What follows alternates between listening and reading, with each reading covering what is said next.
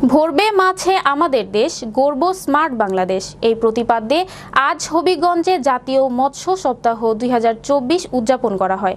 সকালে হবিগঞ্জের তিনকানা পুকুরে মাছের পোনা অবমুক্ত করে এই কর্মসূচির উদ্বোধন করেন হবিগঞ্জ 3 আসনের সংসদ সদস্য ও জেলা আওয়ামী লীগের সভাপতি অ্যাডভোকেট মোহাম্মদ আবু জাহির এমপি। পরে জেলা প্রশাসন নিমতলা থেকে একটি বর্ণাঢ্য র্যালি করে। র্যালি শেষে জেলা প্রশাসনের সম্মেলন কক্ষে আলোচনা সভার আয়োজন করা হয়। এতে সভাপতিত্ব করেন জেলা প্রশাসক মোসাম্মদ জিলুফা সুলতানা, জেলা মৎস্য কর্মকর্তা ওয়াহিদুর রহমান মজুমদার, পুলিশ সুপার আক্তার হোসেন এতে বক্তব্য রাখেন। মৎস্য সপ্তাহ উপলক্ষে নানা কর্মসূচি গ্রহণ করে জেলা মৎস্য বিভাগ। অনুষ্ঠানে জেলার 3 জন শ্রেষ্ঠ মৎস্যজীবীকে পুরস্কার তুলে দেওয়া হয়। তাদের সন্তানের লাশ আসলে কতটুকু কষ্টকর, এটা পাশাপাশি দেশে আপনার অস্থিরতা, বিশৃঙ্খল পরিবেশ সৃষ্টির পায়তারায় এবং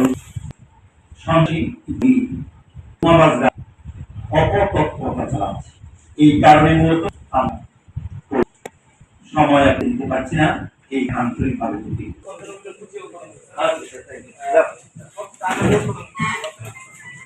হাততালি দিই আমরা।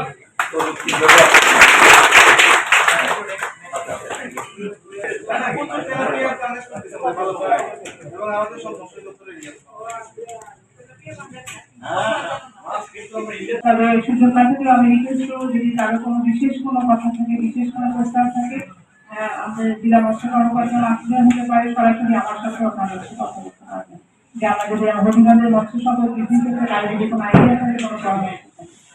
আমি এখানে যে প্রতিবদ্ধতা আছে, ধরবো মৎস্য আমাদের দেশ, ধরবো স্মার্ট বাংলাদেশ। ওইখানে আমি একটু স্বার্থপরের মতো একটা বিষয় বলতে চাই।